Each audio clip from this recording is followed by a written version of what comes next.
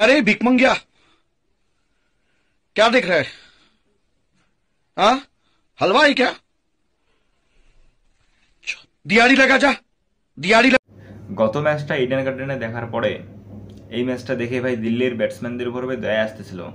দিল্লির ব্যাটসম্যানরা কেউ এভাবে কলকাতার বলারদের খেলতে পারছিল না।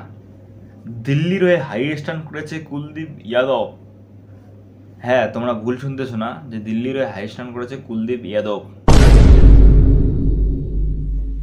আজকেও আইপিএল এর সব থেকে দামি খেলোয়াড় মিচেল স্টার্ক কুলদীপ যাদবের হাতে মারি খেলো। মানে একেবারে 10 রানেরও বেশি কনসিডার করেছে, 6 মারছে, 4 মারছে।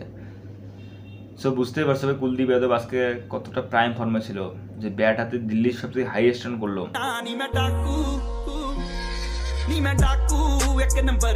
আর মিচেল স্টার্ক ভাই সম্বন্ধে কি আর বলবো।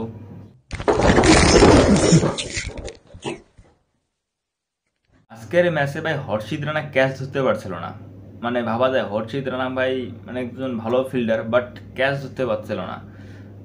পরে যেটা অ্যানালাইসিস করে দেখা গেল যে কেন হর্ষিত রানা ক্যাচ ধরতে পারছিল না, তোমরাও যদি কারণটা শুনো তোমরা চমকে যাবে। যে কারণটা হলো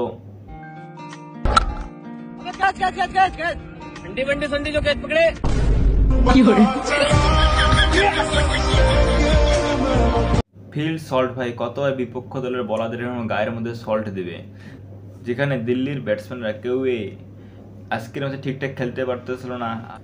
আর সেখানে ফিল্ড সল্টের সাথে কি ব্যাটিংটা করলো সেটা আশা করি তোমরা সবাই দেখেছো।